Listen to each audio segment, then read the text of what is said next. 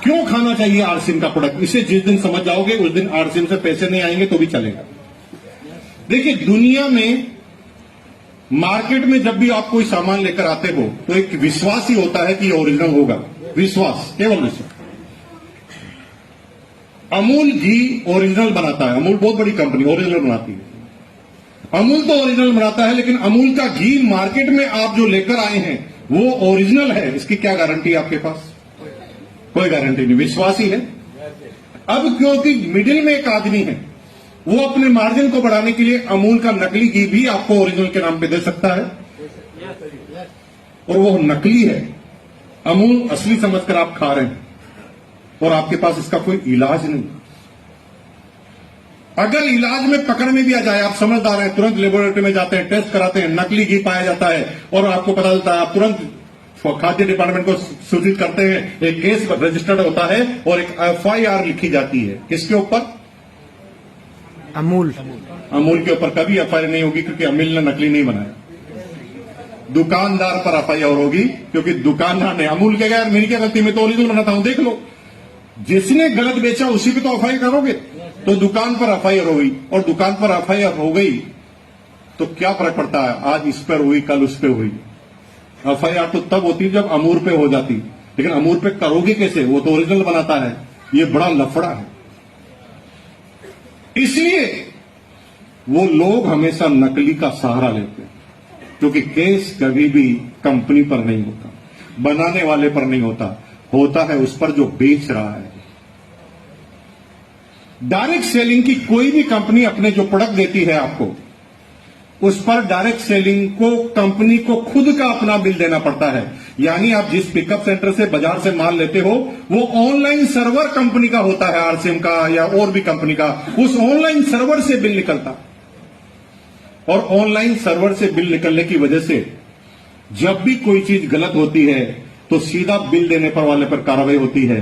Direct selling की कोई भी कंपनी कभी खराब प्रोडक्ट बनाना चाहे तो भी नहीं बना सकती, क्योंकि सारे केस कंपनी पर डायरेक्ट होते हैं। आज के बाद ओरिजिनल खाना चाहते हो, नहीं आएगी इनकम, छोड़ दीजिए। लेकिन जीवन को बचाना चाहते हो, शुद्धता चाहते हो, तो आज के बाद आरसीएम के प्रोडक्ट अपनाना चालू कर देना, क्योंकि आरसीएम अगर गलत बनाएंगे तो सीधा केस आरसीएम पर होता है। साला एक दिन में आरसीएम बंद हो सकती है, क्योंकि बीच में कोई आदमी नहीं जिस पर आप केस करोगे। केस क्योंकि बिल जो दे रही है कंपनी, तो उसी पर सारे के सारे केस हुआ करते। इसलिए मेरे भाई, इस चीज को बहुत ढंग से समझ जाना, तो आपको बहुत बारी बात समझ में आ जाएगी।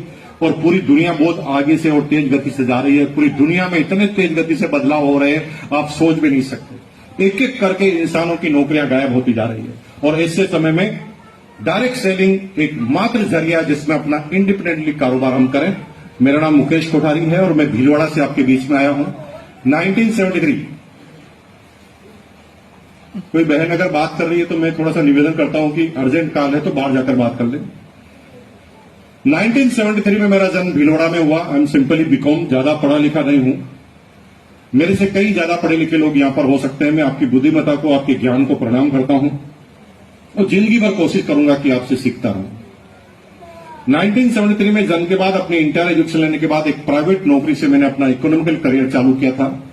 750 रुपए की नौकरी से। 750 रुपए की नौकरी मैंने क्यों की? क्योंकि मेरे पिताजी करोड़पति थे। Yes, no.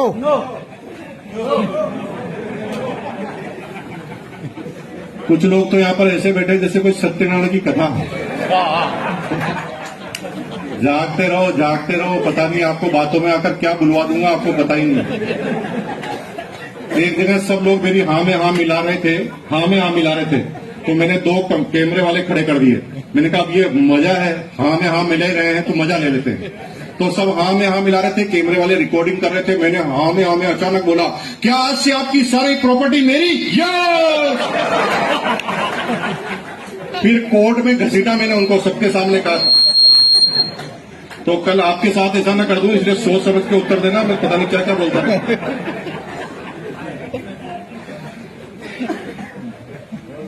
परिवार का जो इकोनॉमिकल जो बैकग्राउंड था ज्यादा अच्छा नहीं था। मैं जब 9 साल का था तब मेरे पिताजी रिटायर्ड हो गए थे, डिफेंस के अंदर थे, फिटनेस साथ नहीं देती थी। वक्त से पहले कंपलसरी रिटायरमेंट लेना पड़ा।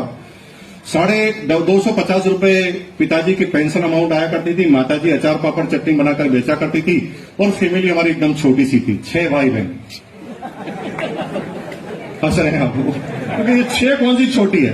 अरे भाई अभी के हिसाब से बड़ी होगी, अभी जमाना 1-2 का है, लेकिन आज के 75 साल पहले 70 साल पहले कोई गिन गिन कर पैदा करता था हिंदुस्तान में? साला चाइना को बीट कर दिया हमने एक झटके में। हमने और कोई काम किया नहीं किया, और बच्चे पैदा करने का गजब का काम किया। दिन देखना रात बच्चे बच्चे बच्चे। आज के 60-70 साल पहले किसी भी बुजुर्ग आदमी से अगर आप पूछते कि भाई साहब आपके कितने बच्चे हैं, तो कोई माइका लाल नहीं था हिंदुस्तान में जो अपने बच्चों की सही संख्या एक बार में बता दे। अपने बच्चों को खुद को गिनना पड़ता था, नन्नो मुन्नो चुन्नो लुन्नो गुन्नो गुन्नो चुन्नो, फिर कहता था 11-12 होंगे, फिर भी कंफ्यूजन 11 है कि 12, फिर भी कंफ्यूजन रहता। तो पूरे मोहल्ले में सबसे छोटी फैमिली हमारी थी, 6। हमारे पड़ोस में लोढ़ा साहब थे, उनके 13, 11 तो क्रिकेट के प्लेयर, 2 एक्स्ट्रा मम्मी पापा खुद ही एम्पायर बन जाते थे, किसी क्रिकेट टीम की जरूरत नहीं, सब वहीं पे बनते। ये सबसे छोटी फैमिली हमारी थी। सभी भाई बहन स्कूल कॉलेज में पढ़ा करते थे। माँ बाप का एक ही सपना था कि किसी तरह सब लोग पढ़ लिख जाए, और मैं सबसे छोटा था, तो मेरे ऊपर ज्यादा उनका अट्रैक्शन था कि ये लास्ट वाला भी अगर पढ़ लिख जाए तो हमारी जिम्मेदारी खत्म हो जाएगी, गंगा ना कराएंगे। तो सब मेरे को टारगेट बनाए रखे हुए थे, और वो पढ़ाते थे मुझे। पढ़ाई लिखाई से बचपन से मेरी कोई रुचि रही नहीं। पढ़ते सिर्फ इसलिए थे कि पिताजी मारते थे। पिताजी ने क्लियर कट कह दिया था कि बेटा अगर घर में रहना है तो पढ़ना पड़ेगा, और सारे बच्चे इसलिए पढ़ रहे थे, उन्हें पढ़ना था, हम इसलिए पढ़ रहे थे कि हमें नहीं पढ़ना था। क्योंकि कैसे भी करके पिताजी कह रहे थे कि बीकॉम एक बार कर लो, उसके बाद तुम्हारी इच्छा हो जो करना। तो बीकॉम करना हमारा अंतिम मकसद हुआ करता था। पढ़ने के लिए माँ बाप भेजते थे, लेकिन 6ठी क्लास में ध्यान पैसों की तरफ जाता था। 6ठी क्लास में लोगों का गिल्ली डंडा पे ध्यान जाता था, क्रिकेट पे ध्यान जाता था, मेरा पैसों पे जाता था। क्यों? क्योंकि घर में जब भी कोई तनाव आता था, टेंशन आती थी, झगड़ा होता था, तो उसकी वजह पैसा होती। माँ बाप के बीच में भी झगड़ा होता था ना, तो कहीं ना कहीं बजट बिगड़ गया, इसलिए झगड़ा हुआ होता। तो मैंने 6ठी क्लास में सोचना चालू कर दिया, यार पैसा कमाना है, अब कमाना है तो क्या करें। तो मैंने क्या देखा, मोहल्ले का सर्वे किया। तो मेरे मोहल्ले में मैंने क्या देखा कि जो नौकरी करते थे वो सब स्कूटर या लूना या साइकिल रखते थे, और मोहल्ले में जिन लोगों का बिजनेस था उनके पास सबके पास कार थी। उस जमाने में मैंने डिसाइड किया कि करूंगा तो बिजनेस करूंगा। सोच लिया उस 6ठी क्लास में। अब मेरे को जल्दबाजी थी कि पैसा कमाना है, तो मैंने 6ठी क्लास में आइडिया लगाया कि मुझे बिजनेस चालू करना चाहिए। तो मैंने 2-3 बुजुर्ग लोगों से कहा कि मुझे बिजनेस करना है, तो सब लोग मेरे ऊपर मुस्कुराए कि अभी तू छोटा है, गिल्ली डंडा खेल, क्रिकेट खेल, अभी क्या बिजनेस कर रहा। देखा मेरे को अभी करना है, होगा नहीं करना, एक दिन जरूर करेगा। मैंने कहा नहीं, एक दिन नहीं, अभी करना है। तो लोग मुस्कुराते थे। किसी से मैं सहायता मांगता था कि पूंजी दे दो, तो सब मुस्कुराते थे और 5 पैसे दे देते थे कि जाके टॉफी खा, क्योंकि कोई सीरियस नहीं था। आप भी जब इस बिजनेस को करेंगे तो आपके ऊपर भी कोई सीरियस नहीं होंगे। और ये हर एक व्यक्ति की जो कामयाब है उसकी कहानी यही है। एडिसन ने पहले बल्ब बनाया तो भी लोग सीरियस नहीं थे। राइट ब्रदर ने प्लेन बनाया तो भी लोग सीरियस नहीं थे। इब्राहिम लिंकन बार बार चुनाव लड़ रहा था तो भी उस पर लोग सीरियस नहीं थे। और लोग तो सीरियस नहीं होंगे, ठानना तुम्हें पड़ेगा, और अगर ठान लिया ना तो वो काम तुम्हारा होगा। तो 6ठी क्लास में मुकेश कोठारी ने सोचा कि मुझे बिजनेस करना है, और मैंने सोचा सबसे पैसे मांगे, किसी ने नहीं दिए, तो मैंने ठाना कि फिर भी करना है। तुम एक बार अपने दिमाग से बोलो तो सही ना, फिर भी करना है। ये दिमाग 1000 तरह के आइडिया तुम्हें दे देगा, लेकिन हम खुद आइडिया नहीं मांगते दिमाग से। इस दुनिया में सबसे पवित्र मित्र कौन है? दिमाग। आपका अपना दिमाग, जो किसी बिना मिलावट की बात करता है। ये आपकी हां में हां भरेगा।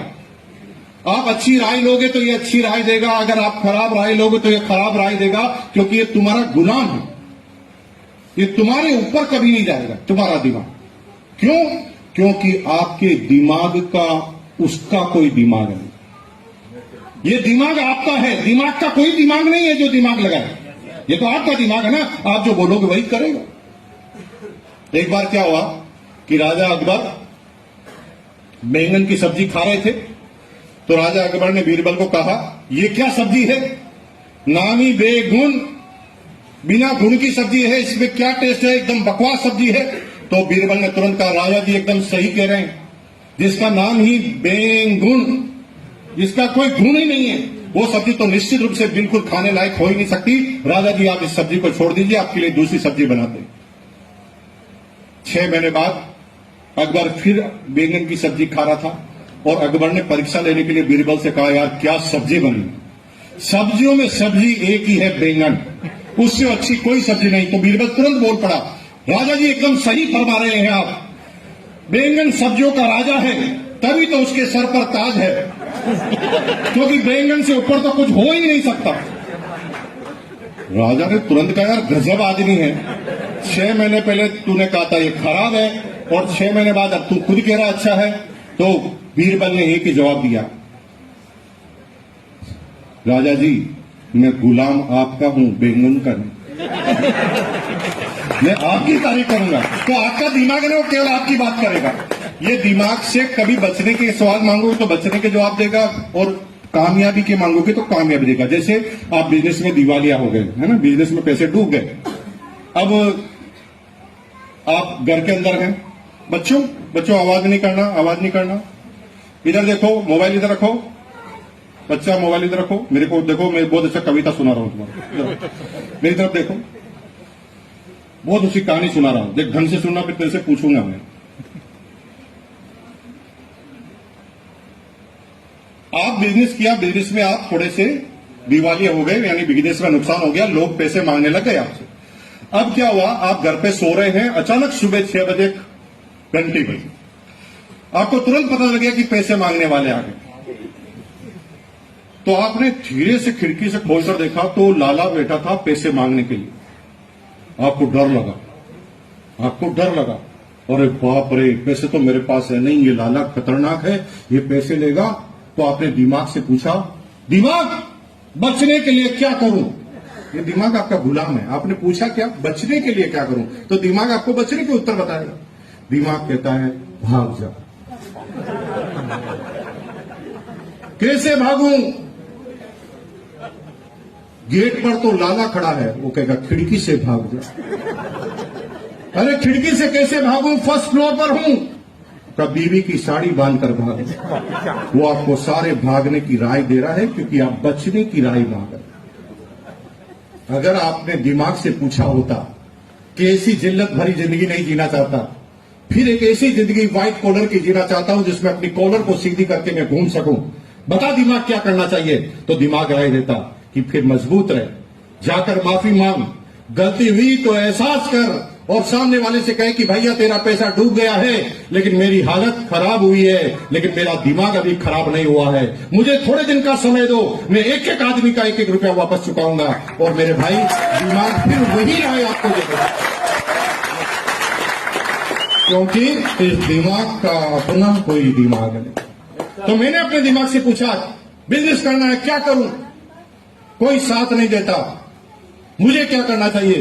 तो दिमाग ने उत्तर दिया कि भैया तेरा काम तुझे ही करना पड़ेगा, 2 पैसे 5 पैसे तुझे टॉफी के मिलते हैं, उसी को इकट्ठा करना चालू कर दे। दिमाग ने आइडिया दे दिया। मैंने उस जमाने में 6ठी क्लास में 2 पैसे 3 पैसे 5 पैसे मुझे मिला करते थे टॉफी के लिए, मैं उनको बचत करने लगा। जब सारे बच्चे मेरे सामने टॉफी खाते थे तब मैं पैसों को बचत करता था। एक बच्चे के दिल पर क्या गुजर रही होगी थोड़ा सोचो। बच्चा जब पिताजी से जिद करता है तो पिताजी की औकात देखकर जिद नहीं करता। तो मुझे मेरे बच्चे मेरे सामने टॉफी खाते थे ना, तो मुझे भी बहुत दर्द होता था, लेकिन मेरा टारगेट मुझे याद आता था तो मैं पैसे इकट्ठा करता था। आप भी जब आरसिंग करोगे, मैंने भी जब वो बिजनेस करने की ठानी, आपके जीवन में कई चंपालाल आएंगे जो आपको परेशान करने की कोशिश करेंगे।